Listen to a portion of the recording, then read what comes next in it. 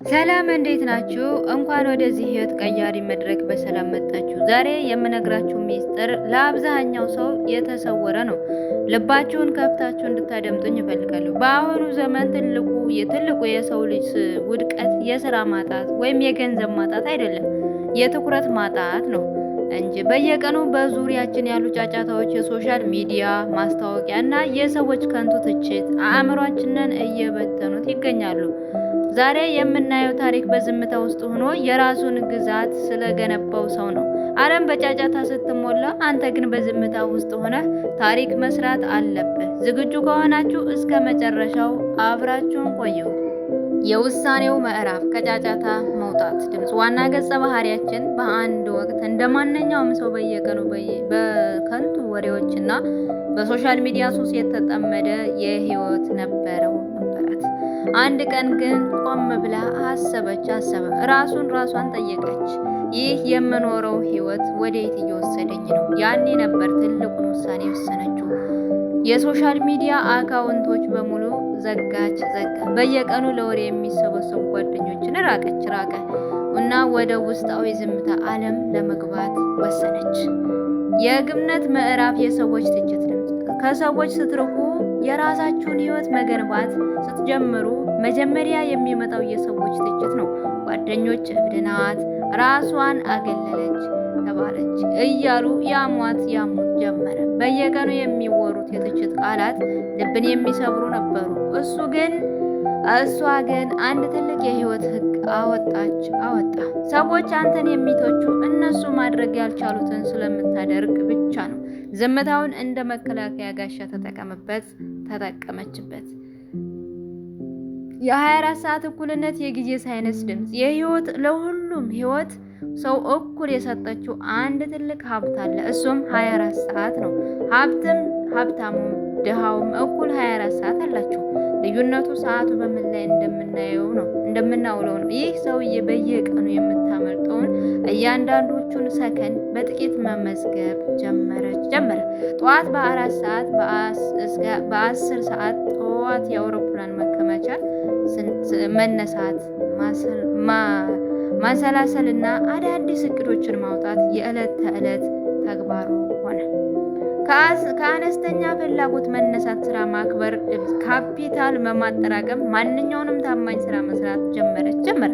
በሰዎች አስተያየት አለማፈርን ተለማመደ። ፊቷ በላብ እየተጠመቀ በየቀኑ የሚያገኙትን አነስተኛ ገቢ በአክብሮት ትይዝ ነበር። ዛሬ በዝምታ የምንሰራው ስራ ነገ በከፍታ ይጮሃል የሚል ጽኑ እምነት በውስጡ ነበረ። የቆርቆሮዋ ላብራቶሪ የእውቀት ቤት ድምፅ የምትኖርበት ጠባብ ክፍል ቤት ለእሷ የንግድ ላብራቶሪ ነበረችው። በዚያች ክፍል ውስጥ ቴሌቪዥን ወይም የቅንጦት እቃዎች አልነበረውም። ይልቁንም በጠረጴዛው በሙሉ በታላላቅ መጽሐፍት፣ በንግድ እቅዶችና በቁጠባ ሳጥኖች የተሞላ ነበር። ከሚያገኙት ገቢ ላይ 20 በመጀመሪያ ለራሷ በመክፈል ወደ ቁጠባ ሳጥኑ ይከቱ ነበር። ያቺ ቁጠባ ክፍል የነገውን ታላቅ ማንነቷን መፍለቂያ ነበረች። የማይበገረው ጽናት፣ የሱስ ፈተና ድምፅ። የድሮ ጓደኞቹ አሁንም በየምሽቱ በከንቱ መዝናናትን በሱስ ህይወታቸው ያባክኑ ነበር። እሷ ሲያዩት ግን ኑሮን አሳረርሽው እያሉ መሳለቃቸውን ቀጠሉ። እሷ ግን ፈገግታውን ሳይነቅሱ ሳታነስ በዝምታ ያልፏቸው ነበር። ምክንያቱም በአሁኑ ዘመን ትልቁ ስኬት ከሰዎች ስላቅ ጀርባ ያለው የራስ እውቀት ጠብቆ በመያዝ መሆን ያውቁ ነበር። የማይንደሴት አብቱሩ የውስጥ ኃይል ድምፅ። በሳይንሳዊ መንገድ በውስጣችን ያሉ 4 ሆርሞኖች ዶፓሚን፣ ኦክሲቶሲን፣ ሴሮቶኒን እና ኢንዶርፊን በዚህ ሰው የዝምታ ውስጥ ምክንያት ወደ ስኬት ሂስቶሪ ተቀየሩ። ሱስና ጫት የሆርሞኑ ብክነት ሲያመጡ፣ ዝምታና ትኩረት ግን የውስጥ ኃይል ይነበባሉ። ይህ የውስጥ ጥንካሬ ማንም የማይሰብረው የማይንደሴት ጽናት ሆነለት። የቁጠባው መንፈሳት የመጀመሪያው በር ድምፅ 2 ዓመታት በዝምታ ተቆጥሮ ያቺ አነስተኛ የቁጠባ ሳጥን የመጀመሪያዋን የቢዝነስ ብር ለመክፈት በቂ ካፒታል ያዘች። ገንዘቡን አውጥቶ ሲቆጥረው ያ ሁሉ የብቸኝነት የዝምታ የሌሊት ዋጋ እንዳለው ተረዳች። አሁን ካፒታሉን ይዛ ወደ ገበያ ለመገቤት ዝግጁ ሆነ። የታማኝነት ንግድ የገበያው ጅማሮ ድምፅ ከተለያዩ ክፍለ ሀገራት ንጹህ የተፈላጊ የግብርናና ምርቶች በቀጥታ እያመጣች ለከተማው ማህበረሰብ ማቅረብ ጀመረች። ስራው መጀመሪያ ላይ በእጅ መሸከምና በጋሪ መግፋት የነበረ ቢሆንም እሷ ግን እሱም ታማኝነት የሚለውን መመሪያ በጥብቅ ትከታተል ነበር። የደንበኞች ብዛት የታማኝነቷ ፍሬ ነበር። የታማኝነት ማግኘት የገበያ የበላይነት ማጭበርበር በበዛበት ገበያ ውስጥ የእሱ ስም የተጠራና የታማኝነት መታወቂያ ሆነ። ሰዎች ልክ እንደ ማግኘት ወደ እሷ መምጣት ጀመሩ። የከተማዋ ትላልቅ ሆቴሎችና ተቋማት ከእሷ ውጭ ምርት አንቀበልም ማለት ጀመሩ። የገበያው ፍልስጥ ሊገታ የማይችል ማዕበል ሆነ። ግዛቱን ማከፋፈትና ስኬቱ ሲመጣ ትርፉ መልሶ ንግዱ ላይ አፈሰሰችው። የራሷ ትናንሽ የጭነት መኪናዎች ገዛች። ትላልቅ መጋዘኖች አቋቋመች። ድሮ ብቻዋን ትለፋ የነበረችው ሰው አሁን ከ15 በላይ የሚሆኑ ወጣቶች ቋሚ የስራ ዕድል ፈጠረላቸው። የቤተሰብ ብርሃን ትልቁ እርካታ፣ የህይወት ትልቁ ሽልማት ከራስ አልፎ ለቤተሰብ መትረፍ ነው።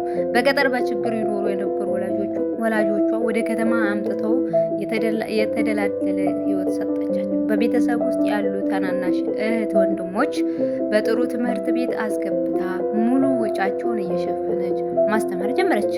የእነሱ ለውጥ ለእሱ ትልቅ የህይወት ሽልማት ነበር። የግጥሙ ርዕስ ህይወትና ክረምት። ክረምት በደመና ሰማይ ቢጠቆር፣ ያሞቅ የነበረው ብርሃን ቢሰወር፣ ይመጣል ዝናቡ ያጥባታል ምድሩን። ሊያለመልም ብሎ የነገ ተስፋውን ህይወት እንደዚህ አንዳንዴ ይከብዳል። እንደ ክረምት ሰማይ በሀሳብ ይረጋል። እንባ እንደ ዝናብ ከዓይን ቢፈስም፣ እንደ ቀን አልፎ ቀን ሲተካ ይመጣል ስላቋ። ጭጋጉ ቢበዛ መንገዱ ቢጠፋ፣ አይደለም ዘላለም የክረምት ወረባ። ከነጎድጓድ ጀርባ ሰላም ይታያል።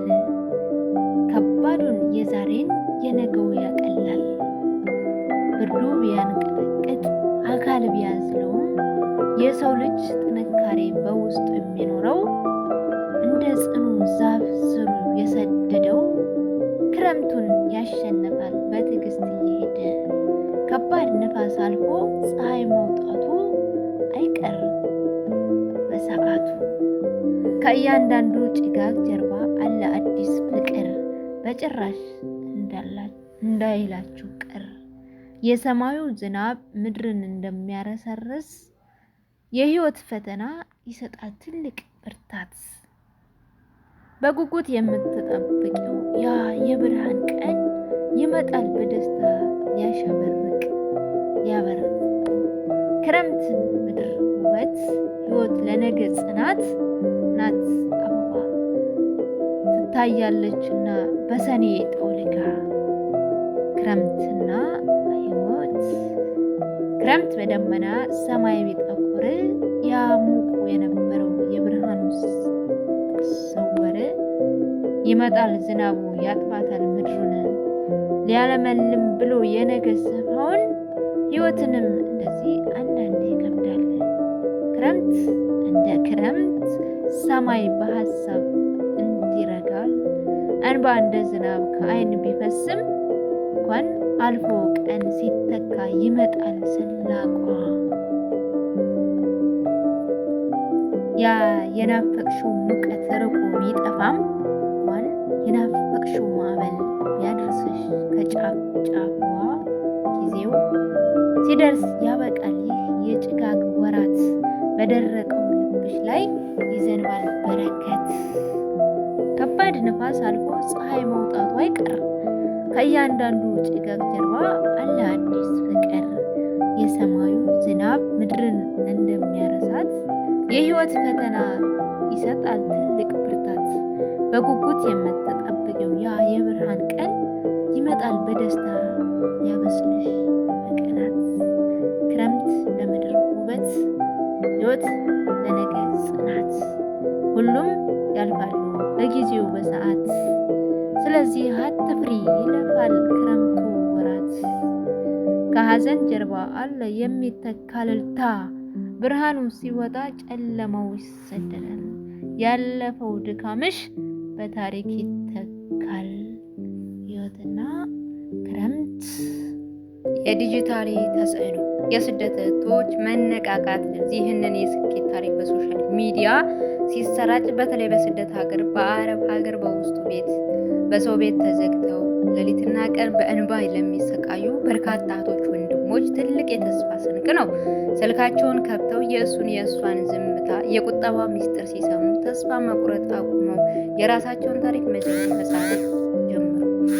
የከፍታው ማማ ዛሬ ያ በዝምታ ይለፍ የነበረው ሰውና የናቀው ምስኪን ወጣት የት ደረሰ? ዛሬ እሷ የትላልቅ የጭነት መኪናዎች የመጋዘኖችና የንብረት ጌታ ሆነዋል።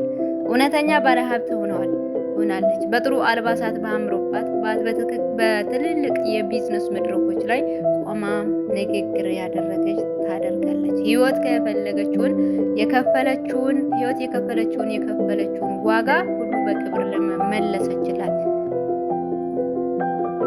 የሰነፎች ቁጭት ታላቁ ልዩነት። ድሮ አትዝናናም እንዴ እያሉ ያፌዙባት የነበሩት ጓደኞቹ ዛሬ የታሉ? እነሱ ዛሬም ያንን የኑሮ ህይወት ይኖራሉ። ዛሬም ያንኑ የጊዜያዊ ወሬ ያወራሉ። ዛሬም ጊዜን የማብራራት የእሷ ማለፍ በቴሌቪዥን በሶሻል ሚዲያ ሲያዩ በቁጭትና በጸጸት ይቃጠላሉ። የስኬት እውነተኛ ቦታ የማይንደስት ሚስጥር ድምፅ። ልብ በሉ ወጣት ወንድሞች እህቶች፣ ስኬት ማለት አንድ ቀን ድንገት የምታገኙት የሎተሪ ዕድል አይደለም። ስኬት ማለት አሁን እጃችሁ ላይ ባለው ሰዓት የምትፈጥሩት የማይንደሴት ጽናት፣ የዝምታ ውጤት። የውስጥሽን ዓለም ካላጽናናሻት ውጫዊው ዓለም ልትገዢው አትችይም። ወርቃማው ጥሪ፣ የመጨረሻው መልእክት። ትላንትና